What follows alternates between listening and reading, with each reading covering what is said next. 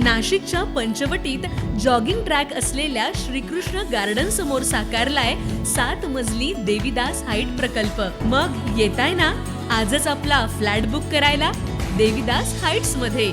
आमचा मोबाईल क्रमांक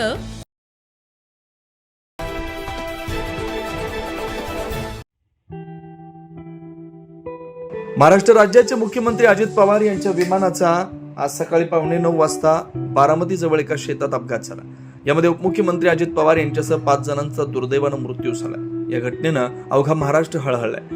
महाराष्ट्राच्या विकासात महत्त्वपूर्ण योगदान देणारे, महाराष्ट्राचा लोकनेते आणि महाराष्ट्राच्या प्रश्नांची जाण असलेले नेतृत्व अशा प्रकारे निघून जाणं हे अविश्वसनीय असल्याचं सांगत मुख्यमंत्री देवेंद्र फडणवीस यांनी श्रद्धांजली अर्पण केली। आज सकाळी अतिशय दुःखद घटना घडलेली आहे। अतिशय अनाकलनीय अशा परिस्थितीमध्ये विमान अपघातामध्ये राज्याचे उपमुख्यमंत्री अजितदादा पवार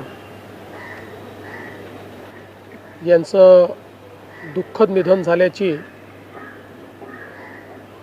वार्ता सर्वांना मिळाली आणि संपूर्ण महाराष्ट्रामध्ये शोककळा पसरली। खरं म्हणजे श्री अजितदादा पवार महाराष्ट्रातले एक लोकनेते होते आणि महाराष्ट्राच्या कानाकोपऱ्याची माहिती असलेला, महाराष्ट्राच्या प्रश्नांची जाण असलेला अशा प्रकारचा हा नेता होता की ज्यांच्याबद्दल जनसामान्यांमध्ये प्रचंड मोठी आस्था होती। अजितदादा एक अतिशय संघर्षशील अशा प्रकारचं नेतृत्व होतं आणि सर्व परिस्थितीमध्ये न डगमगता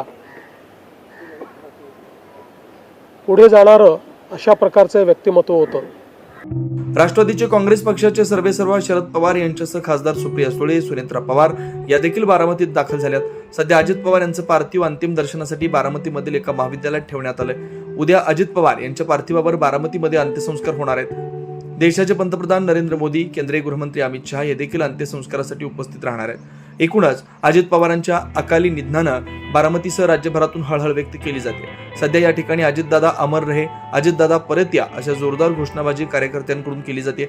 अजित पवारांच्या जाण्यानं पवार कुटुंबाचं न भरून येण्यासारखं नुकसान झालंय। राजकारणातील दादा हरपल्यानं प्रत्येक कार्यकर्त्याला आज अश्रू अनावर झालेत।